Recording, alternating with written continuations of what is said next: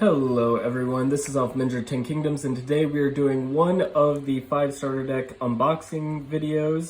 This is the Slinger starter deck. Each of the starter decks is catered to a different player type, so this is the tempo deck for those tempo players out there.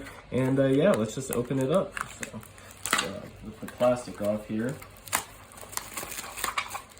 Alright, the Slinger starter deck, the tempo deck. Let's read the side. Slinger. The Slinger starter deck has an arsenal of spells to deal with any challenge you face. Use your toolbox effectively and win the game. Alright, so let's pop this open. Alright, so it comes with, the inside comes with this great little ability reference and then turn reference, and then you have a keyword reference and combat reference, which is really nice. These boxes actually fit an entire sleeved deck, so you can put an entire sleeved deck in here, which is really, really nice. It comes with the rulebook, which you guys might have already seen the video for that.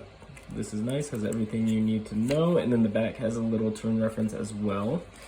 And then if we get into the cards, when I was opening up the booster packs, all of them were organized. I'm curious to see if all these are organized. Yeah, they kind of are. Well, at least all the same cards are. Alright, so yeah. For our cards, we have the Mind Bite. And then for our player cards, we have the Generic Alpha and the Celestial Alpha. The Celestial Alpha says, look at the top 2 cards of your deck. You may put one of them back on top. In any order, or you may put one of them on the bottom. So you get to organize the top card of your deck. And then the Generic Alpha says you can pay 2 coins and exhaust your player to lose a life and draw a card. So this one sort of helps you get more information, get the cards that you need. This one just gives you the card straight away. Alright, and then if we get into the creature cards, we have 2 Minotaurs. We have 2 Angelic Seekers. Put those in. These are some of the high level monsters.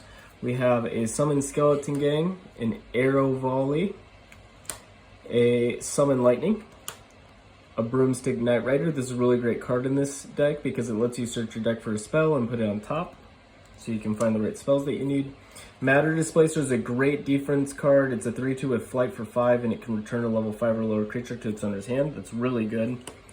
And then you get 3 Dungeon Skeletons. This goes really nice with our Summon Skeleton Gang, which lets you search your hand, deck, or graveyard for up to 3 cards named Dungeon Skeleton and put them onto the battlefield. So that's really, really cool.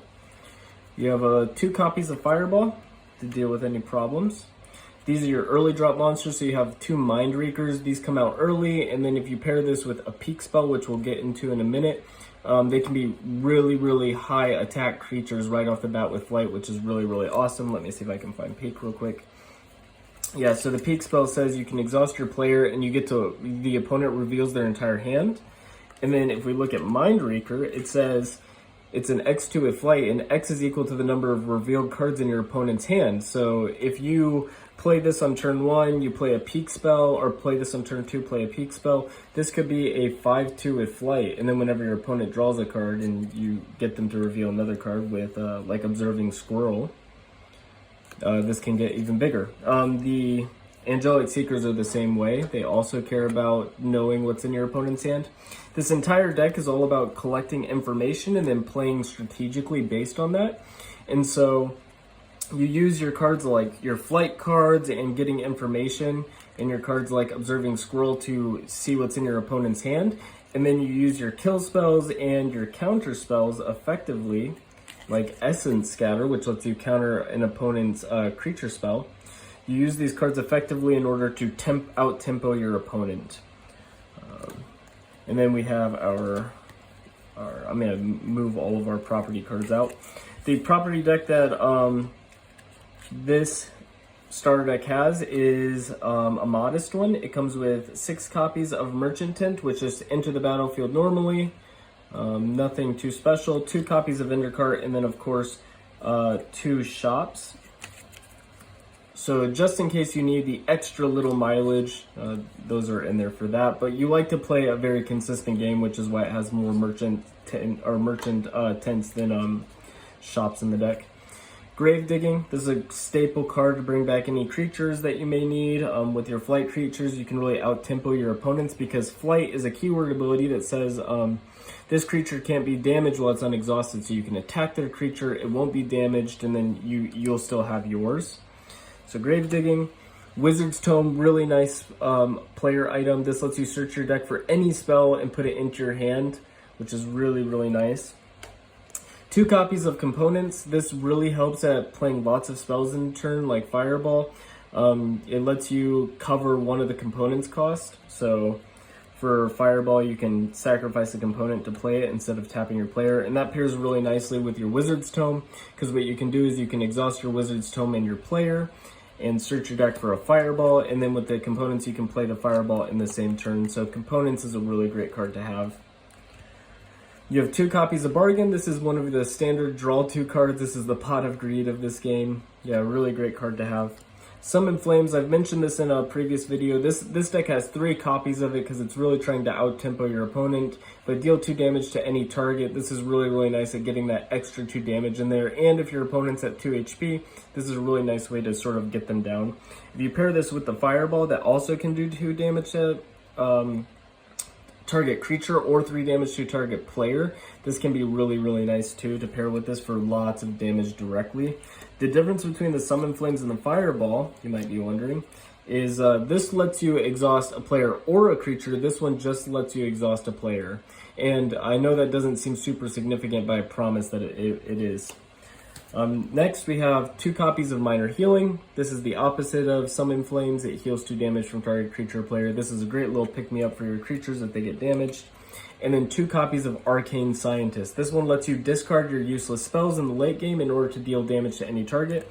So if you have one of these on the field and it's late in the game, you can discard your peak spells or your essence scatters in order to get that extra 2 damage in there. Or if you want to turn your Minor Healing into damage, you can discard those to the Arcane Scientist in order to get that extra damage in there.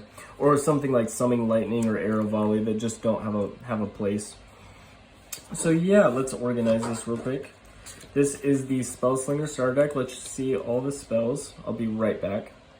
So here's what the deck looks like in its entirety. As you can see, these are all the creatures, these are all your spells. It starts off pretty aggressively, and then it has a lot of flight creatures in the late game, mid to late game, in order to out-tempo your opponents. These early drops are really to stave off your opponent's early creatures. The Mind Reekers can handle a lot of small creatures because of the flight ability. The Observing Squirrels help boost your Angelic Seekers and gaining information about the game. Your Dungeon Skeletons pair with the Summon Skeleton Gang, which is a good finisher, along with Broomstick Rider and your Angelic Seekers. And then you have a couple Minotaurs and Matter Displacers to keep the deck a little simple. You have a lot of removal in the deck. You have 2 copies of Fireball, an Arrow Volley, Summon Lightning, 3 copies of Summon Flame, 2 copies of Mind Bite, and 2 copies of Essence Scatter. So a lot of removing your opponent's creatures. And then these creatures up here should be able to handle anything else that's being thrown at you. You have a couple peak spells, and you have the Wizard's Tome and the components to really boost out the game. Make sure you're playing spells, make sure you're out-tempoing your opponent. Yeah, this is the deck. If you're a tempo player and you like being able to outplay your opponent and be one step ahead of them, this is the deck for you. You have an arsenal to use, and if you use it correctly, you'll usually win most of your games. So this is the Spell Slinger starter deck. You can pick it up on the Game Crafter, and thank you for watching.